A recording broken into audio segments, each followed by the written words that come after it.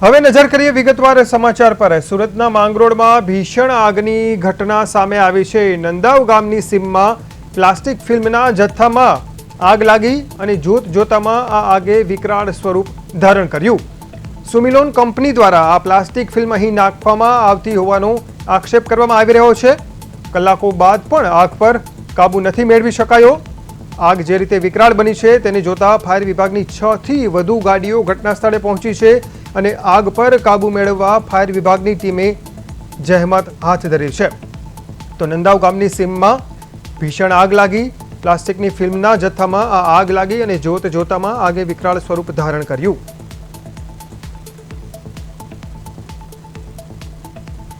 માંગરોળ તાલુકાના નંદાવ ગામની સીમમાં સુમિલોન કંપની દ્વારા પ્લાસ્ટિક જે ફિલ્મ છે તેનો મોટા પ્રમાણનો જથ્થો ખુલ્લી જગ્યામાં નાખવામાં આવ્યો હતો અને કોઈ કારણસર આગ લાગી છે।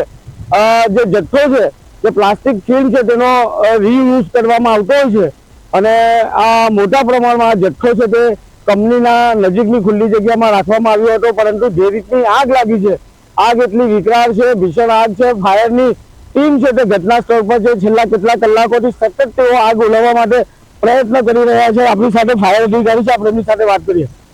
સાહેબ, જે રીતે આગ લાગી છે શું કહે છે? હાલ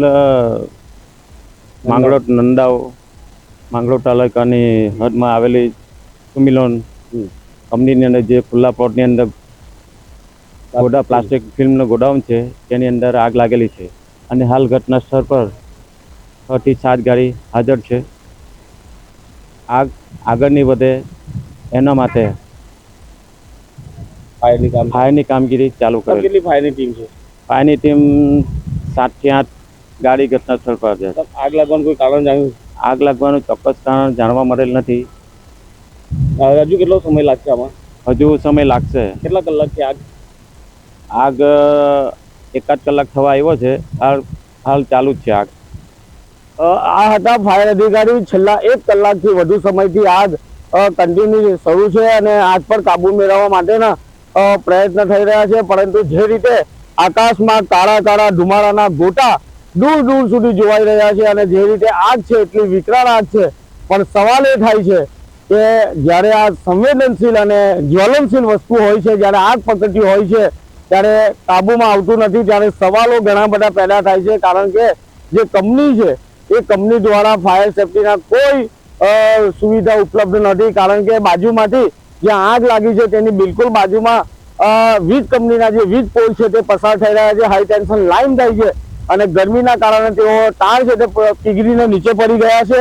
પરંતુ જે રીતની આગ છે 1 કલાકથી વધુ સમય થઈ ગયો છે અને આગ પર કાબુ મેળવવા માટે હાલ છે તે 5 થી 7 જેટલા ફાયરની ટીમ ઘટના સ્થળે છે। સુમિલોન કંપની છે અને જે રીતે આ આગ લાગી છે તે આગનું કઈ રીતે લાગી છે, કેમ લાગી છે એ જાણી શકાયું નથી, પરંતુ સૌથી મહત્વની બાબત એ છે કે આગ પર કાબુ મેળવવા માટેના પ્રયત્ન થઈ રહ્યા છે। 1 કલાકથી વધુ સમય થઈ ગયો છે અને આગ પર કાબુ મેળવવા માટે 5 થી 7 ફાયર ફાઈટર આગ પર કાબુ મેળવવા પ્રયત્ન કરી છે। હજુ પણ ફાયરની ટીમ છે તે બોલાવવામાં આવી છે, કારણ કે સતત આગના કારણે આગ વિકરાળ બની છે। 1 કલાકથી વધુ સમય થઈ ગયો છે। નેશનલ હાઈવે 48 અને નેશનલ હાઈવે 48ની બિલકુલ બાજુમાં સર્વિસ રોડને અડીને આવેલું આ ખુલ્લી જગ્યામાં જે સુમિલોન કંપની છે તેના ખુલ્લી જગ્યામાં આ ભીષણ આગ લાગી છે અને આગ લાગવાના કારણે દૂર દૂર સુધી આ ધુમાડાના ગોટા જોઈ શકાય છે। પરંતુ જે રીતે સવાલ એ થાય છે કે સુરક્ષાને લઈને કોઈ કાળજી લેવામાં આવતી નથી। આગ લાગે છે ત્યારે ફાયરના ભરોસે રહેવામાં આવતું હોય છે, ફાયર સેફટીનો બિલકુલ અભાવ જોવા મળી રહ્યો છે।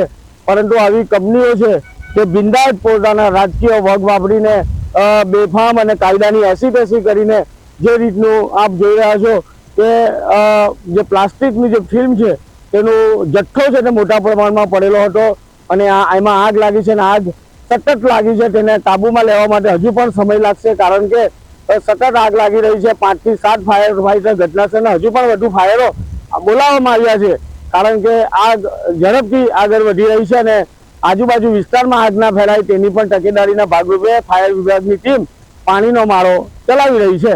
કિરણ સુગોહિલ, પ્રદેશ 24 ગુજરાતી, સુરત।